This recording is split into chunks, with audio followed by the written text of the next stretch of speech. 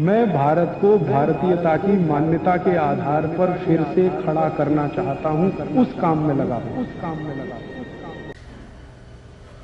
और कुछ फुटकर बीमारियां बताता हूं, एक मेडिसिन के बारे में बताता हूं, बीमारियां उससे जुड़ी।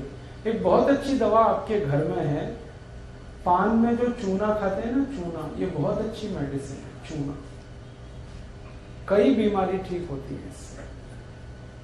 जैसे आपको जॉन्डिस हुआ, पी लिया, चूना खाइए, फिर आप, बहुत अच्छी दवा है। गन्ने का रस लीजिए, उसमें चूना मिला के पी लीजिए। चूना लीजिए गेहूं के दाने के बराबर, और गन्ने का रस ले लीजिए 1 गिलास। और गन्ने का रस ना मिले तो गुड़ का पानी बनाइए 1 गिलास, गुड़ और पानी, और उसमें चूना डाल के पीजिए। जॉन्डिस की बहुत अच्छी दवा है। और यही चूना जो है ना, नपुंसकता की भी दवा है, इम्पोटेंसी हो, बेस्ट मेडिसिन है। तरीका वही है, गेहूं के दाने के बराबर चूना, गन्ने के रस में, नहीं तो गुड़ के पानी में पीना। ये चूना बहुत अच्छी दवा है जॉइंट्स पेन के लिए। अगर घुटने में दर्द है, कमर में दर्द है, कंधे में दर्द है, चूना गेहूं के दाने के बराबर पानी में मिला के पी सकते हैं, दही में डाल के खा सकते हैं, दाल में मिला के पी सकते हैं, रस कोई जूस में भी पी सकते हैं। जॉइंट्स पेन बहुत जल्दी ठीक होता है। हड्डी का दर्द कितना भी है, वो चूना ठीक करेगा। एक बहुत खराब बीमारी है ना, स्पॉन्डिलाइटिस, उसमें चूना बहुत अच्छी मेडिसिन। आपके जो पीठ की, रीढ़ की हड्डी है, इसमें लंबर रीजन में अगर आपको कुछ प्रॉब्लम है, L1, L2, L3 के आसपास गैप बढ़ गया है, तो आप चूना खाइए, बहुत जल्दी ठीक होगा। अगर हड्डी टूट गई है, क्रैक हो गई है, उसको जल्दी जोड़ना है तो चूना खाइए, गेहूं के दाने के बराबर, दही में, नहीं तो छाछ में, नहीं तो दाल में, पानी में, किसी तरह से खाइए। हमारे घर में छोटे बच्चे हैं, उनकी लंबाई बढ़ानी है तो चूना खिलाइए, 2-3 साल लगातार, और उतना ही दीजिए गेहूं के दाने के बराबर, दही में, दाल में, किसी। हमारे घर में अगर ऐसे बच्चे हैं जो मेंटली थोड़े से वीक हैं, मानसिक रूप से कमजोर है, मेंटली रिटार्डेड जो बच्चे होते हैं, मतिमंद, उन सबको चूना दीजिए 2-3 साल लगातार। ऐसे दीजिए दही में, गन्ने के रस में, या तो दाल आदि, बहुत अच्छे से ठीक हो।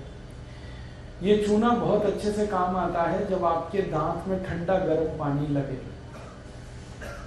तो उसकी बहुत अच्छी मेडिसिन है। ये चूना बहुत अच्छे से काम आता है जब नाखून में कोई इंफेक्शन हो जाए, नेल्स में कोई भी बीमारी है, इंफेक्शन है, तो आप चूना दीजिए, बहुत अच्छे से ठीक हो। ये जो चूना है ना, आप इसको जरूर हरेक उस माँ को दीजिए जिसकी उम्र 50 वर्ष हो गई। जब भी कोई माँ 50 वर्ष के आसपास की उम्र में आती है ना, तो उनका मेंसेस साइकिल बंद हो जाता है। उस समय जो मेनोपॉज पीरियड शुरू होता है, उसकी सारी कॉम्प्लिकेशन चूने से ठीक होते हैं। अक्सर हमारी माताओं को बढ़ती हुई उम्र में ऑस्टियोपोरोसिस होता है। ऑस्टियोपोरोसिस का बेस्ट मेडिसिन चूना है। हमारे घर में अगर कोई गर्भवती माँ है, उसको जरूर चूना खिलाइए, गेहूं के दाने के बराबर चूना, और 1 कप अनार के रस में, अनार का रस और गेहूं के दाने के बराबर चूना रोज किसी भी गर्भवती माँ को नाश्ता करने से 1 घंटे पहले दीजिए। क्यों? गर्भवती माँ को कैल्शियम की सबसे ज्यादा जरूरत है और आयरन की बहुत जरूरत है। ये अनार के रस में आयरन बहुत है और चूने में कैल्शियम बहुत है, तो आयरन कैल्शियम का ये कॉम्बिनेशन है, अनार का रस और चूना।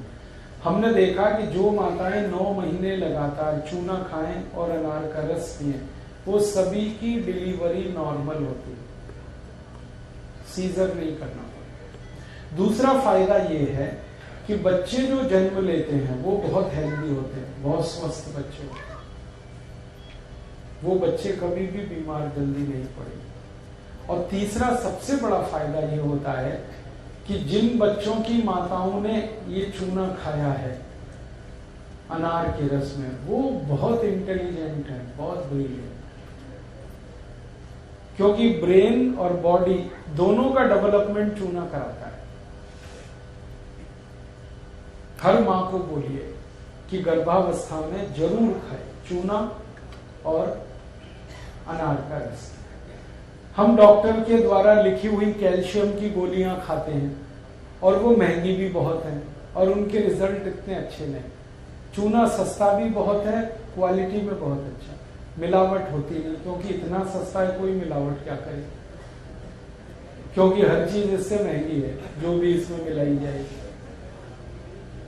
और कभी भी चूना मिल जाएगा पान वाले की दुकान में, कभी भी आप ले सकते। और मेरा तो एक छोटा सा सजेशन है आप सभी को, आपके घर में जो पीने का पानी होता है ना, उसमें रोज चूना डाल दीजिए, तो जो भी पानी पिएगा सबको कैल्शियम मिलेगा। चूने के दो फायदे हैं, एक तो कैल्शियम मिलेगा, दूसरा पानी को ये शुद्ध कर देता है। चूने से पानी सबसे ज्यादा शुद्ध होता है। हाँ, अब ये एक 10 लीटर का मटका है, मान लो 10 लीटर के मटके में चावल के या गेहूं के 10-15 दाने के बराबर चूना डालता। 20 लीटर के मटके में उसका डबल कर दो। जो भी चूने का पानी पिएंगे उनको जिंदगी में एक तो खून की कमी नहीं होगी, माने ब्लड बराबर बनेगा। खून बढ़ाता है चूना। हीमोग्लोबिन को अगर आप महसूस करते हैं कि कम हुआ तो चूना शुरू कर दो, बढ़ जाता है। पान में भी खा सकते हैं, बस इसमें एक ही बात है कि पान में चूना खाए ना तो उसमें कत्था ना लगाए। ये जो कत्था है ना, ये प्रॉब्लम करता है।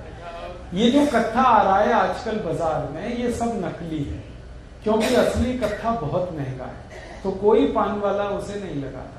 और ये नकली कत्था सब कैंसरस है। तो आप चूने का पान खाएं, कत्था ना लगाएं। और एक निवेदन है, उस पान में सुपारी ना खाएं।